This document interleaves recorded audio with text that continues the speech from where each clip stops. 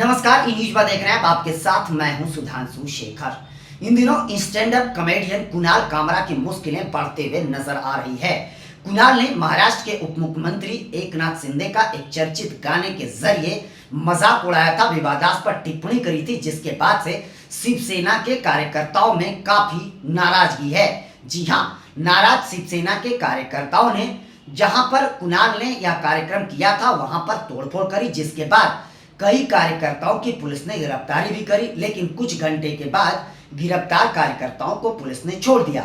वहीं मैं आपको बता दूं, उसके तुरंत बाद बीएमसी भी एक्टिव हो गया और बीएमसी भी अपना हथौड़ा के साथ साथ सारा सामान लेकर जहां पर कॉमेडी का कार्यक्रम हुआ था वहां पहुंच गई और वहां पर कार्रवाई करी गई। आपको बताओ कि कुणाल ने जहां पर कार्यक्रम करा था उस होटल में भी शिवसेना के कार्यकर्ताओं ने तोड़फोड़ मचाया और अब शिवसेना के कार्यकर्ता लगातार कामरा के खिलाफ कार्रवाई की मांग कर रहे हैं। वहीं मैं आपको बताऊं कि शिवसेना के एक विधायक ने उनके खिलाफ एफआईआर भी दर्ज कराई है। साथ साथ इस मामले पर राजनीति भी महाराष्ट्र में जोरों पर हो रही है। आपको बताते जाऊं कि महाराष्ट्र के गृह राज्य मंत्री ने यह तक कह दिया कि कामरा का मोबाइल की जांच होगी, कहीं इस मामले में कोई साजिश तो नहीं है। जी हाँ, तो अब कामरा की मुश्किलें लगातार बढ़ते हुए नजर आ रही। वहीं मैं आपको बताऊं कि इस मामले को लेकर मुख्यमंत्री देवेंद्र फडणवीस की टिप्पणी भी आई है। उन्होंने यह कहा है कि कामरा को माफी मांग लेना चाहिए। उन्होंने जिस प्रकार की कॉमेडी करी है वह निश्चित तौर पर निंदनीय है और उन्हें माफी मांगनी चाहिए।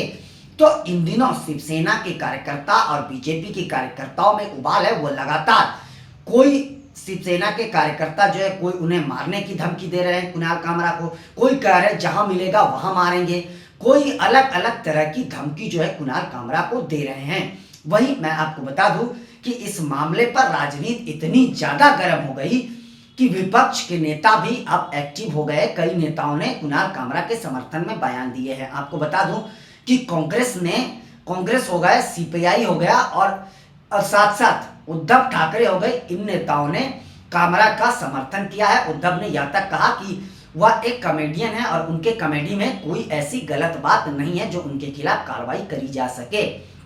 आपको बताते जाओ कि इस मामले को लेकर पूरे देश में राजनीति उबाल पर है और कामरा के खिलाफ लगातार विरोध प्रदर्शन भी हो रहे हैं। वहीं अब इस मामले में कुणाल कामरा की भी टिप्पणी आई है।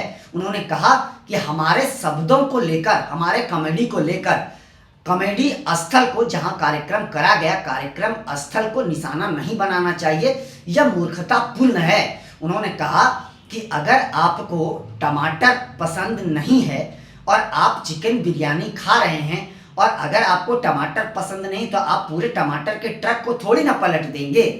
यह टिप्पणी जो है कामरा ने फिर एक बार करी है और यह टिप्पणी भी एकनाथ शिंदे पर ही करी गई है। आपको बताऊं कि कामरा ने यह भी कहा कि जो कार्रवाई हो रही है वह निश्चित तौर पर मूर्खतापूर्ण है और उन्होंने यह भी कहा कि किसी भी नेताओं पर टिप्पणी करना, मजाक उड़ाना वह कानून का उल्लंघन नहीं है।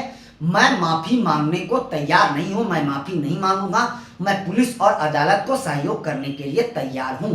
मैं आपको बताऊं कि कुणाल ने यह भी कहा कि मुझे लगातार धमकियां मिल रही है, लोग हमारे सोशल मीडिया पर नंबर को वायरल करने की कोशिश कर रहे हैं, हमें अलग अलग जगहों से फोन भी आ रहे हैं, लेकिन लोगों को पता नहीं वो सारे जो कॉल्स आ रहे हैं हमें, वो सारे कॉल्स वॉइस रिकॉर्डर में चला जा रहा है।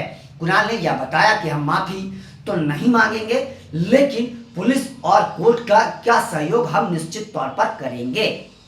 तो अगर कुणाल के बारे में आप बात करें तो कुणाल का विवादास्पद मामला ये कोई पहली बार नहीं है।